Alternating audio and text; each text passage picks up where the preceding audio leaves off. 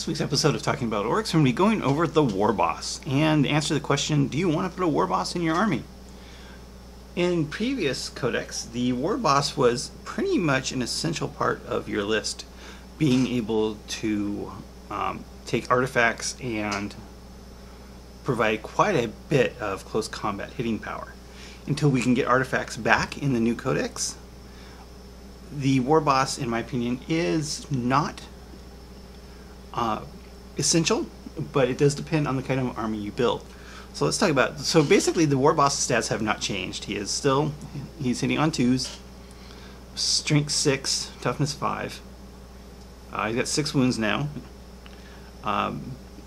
Same 4 attacks. Leadership's dropped at 8, so 4 plus armor. So he comes with heavy armor, comes with a big choppa, and a custom shooter.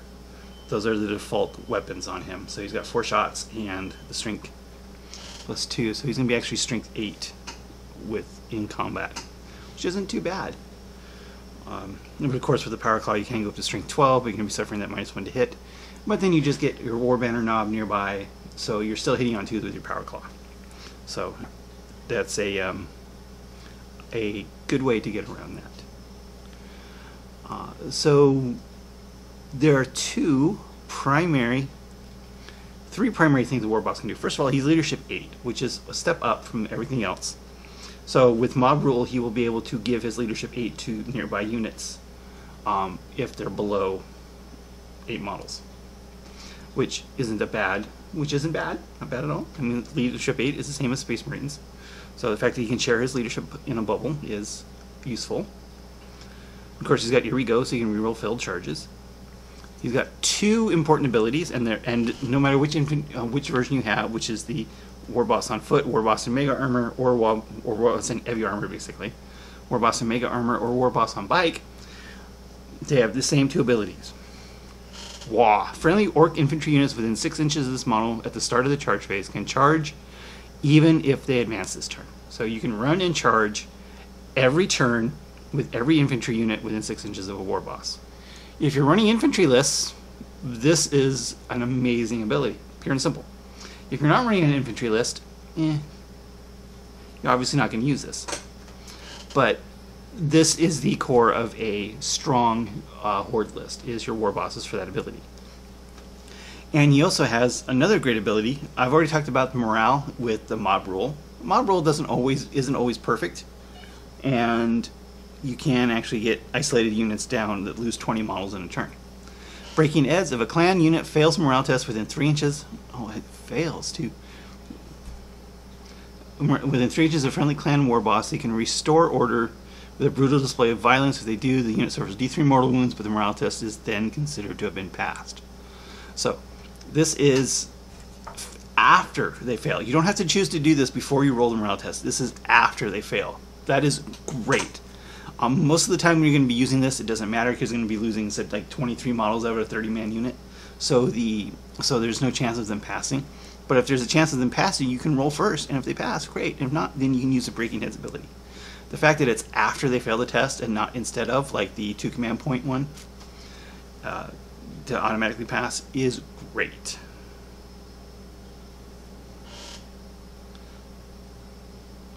So, and then we got here the 3 different iterations. Mega Armor, of course, has a 2-up armor save, and the Warboss on Bike has the big guns and has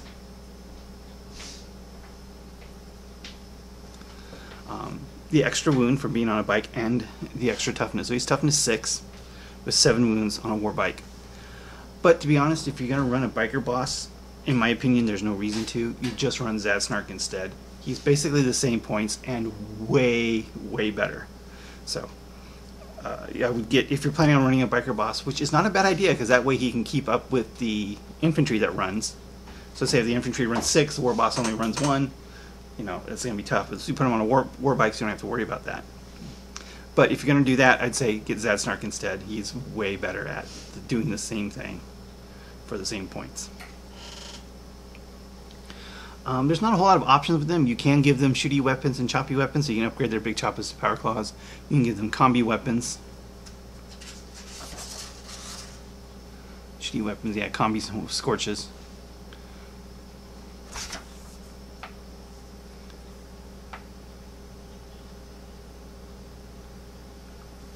So he can upgrade, yeah. And then he can also take attack squigs. Or at least the regular Warboss can take an attack squig. And the Warboss on Bite can, but the Warboss on Mega Armor cannot. Interesting.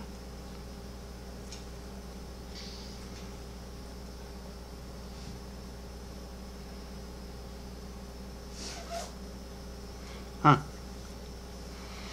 Yeah, so it's interesting how the Mega Armor Warboss cannot take the attack squig, but the other ones can. So that's pretty much it for the Warboss. There's not a whole lot to cover. Warbosses are the core of a infantry horde, being able to run and charge every turn. He's great at being able to mitigate morale, even above and beyond the absolutely amazing mob rule. And in close combat, they're not too bad, especially if you buff them with the War Banner knob so that they don't suffer the penalty from the Power Claw. So any questions about Warbosses, let me know. And thanks for watching. Okay. Thank you for watching this episode of Talking About Orcs. Please subscribe and hit the bell button for notifications for new Talking About Orcs videos every Wednesday, new battle reports every Friday, and hobby videos whenever I can. Thanks for watching.